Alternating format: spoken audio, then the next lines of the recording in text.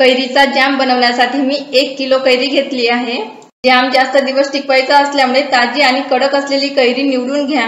अशा प्रकारे सर्व कैरीचे वरचे देठ आणि साल काढून घ्या।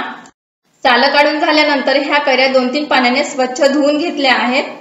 कैरीच्या फोडी करून आतमधील बिया काढून टाका।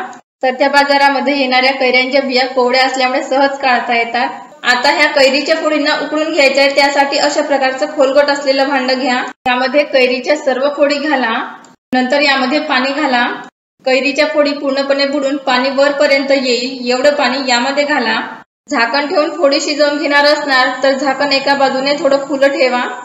आता गॅस चालू करा आणि गॅसची फ्लेम मीडियम ठेवा। कैरी शिजवताना घातलेलं पाणी पूर्णपणे आटणार नाही याची काळजी घेऊन कैरी शिजवून घ्या। यासाठी गॅसची फ्लेम लो टू मीडियम ठेवा। कैरीच्या फोडी चांगल्या मऊ लुसलुशीत होईपर्यंत उकडून घ्यायचा आहे। अधूनमधून चमच्याने ढवळत राहा। कैरीच्या फोडी शिजायला जास्त वेळ लागत नाही, त्या पटकन शिजतात। हे बघा, फोडी शिजलेल्या आहेत, परंतु यांना आणखी थोडं 2 मिनिट शिजवून घ्यायचं आहे। मध्यम गॅसवर 10 ते 12 मिनिटे ह्या फोडी छान सॉफ्ट होतात। चमच्याने अशा प्रकारे प्रेस करून घेतल्यामुळे फोडी लवकर शिजतात आणि पल्प काढायला सुद्धा मदत होते। कैरीच्या फोडी छान शिजलेल्या आहेत। आता गॅस बंद करा। आता ह्या शिजवलेल्या फोडींना पूर्णपणे थंड होऊ द्या। जॅमसाठी यामधील फक्त पाणीच घ्यायचं आहे। हे पाणी सेपरेट करून घेण्यासाठी मी चाळणी घेतलेली आहे।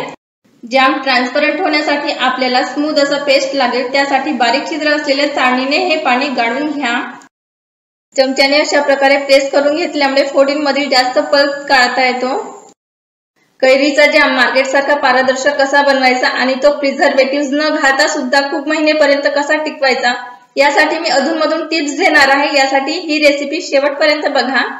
पल्प काढून झाल्यानंतर उरलेले ह्या ज्या फोडी आहेत यांना फेकून देऊ नका, तर मिक्सर मधून बारीक करून याचे पन्हे बनवून घ्या। आपण जे नेहमी कैरीचे पन्हे बनवतो अगदी त्यासारखीच टेस्ट ह्या पन्ह्याची सुद्धा लागते।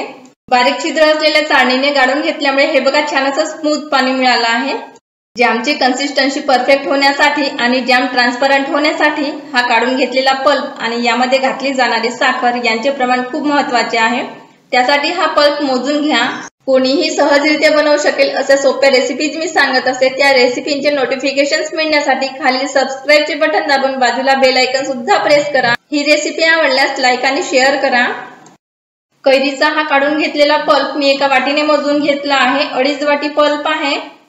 याचं प्रमाण कमी जास्त होऊ शकते, तुम्ही सुद्धा कोणत्याही एकाच मापाने मोजून घ्या। आता हा पल्प शिजवून घ्यायचा आहे, त्यासाठी मोठी आणि खोलगट असलेली कढई घ्या किंवा एखादं भांड घ्या आणि यामध्ये कैरीचा पल्प घाला।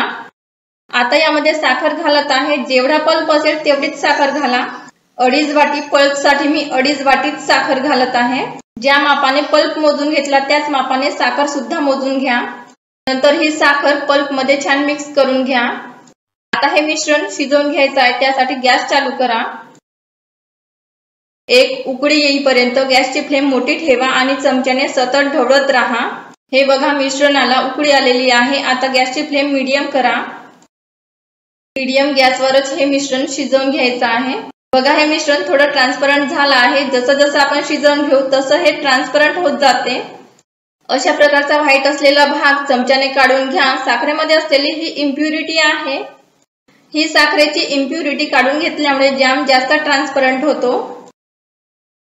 कढईच्या चारही बाजूने आणि खालच्या बाजूने सुद्धा चमच्याने चांगलं ढवळत राहा।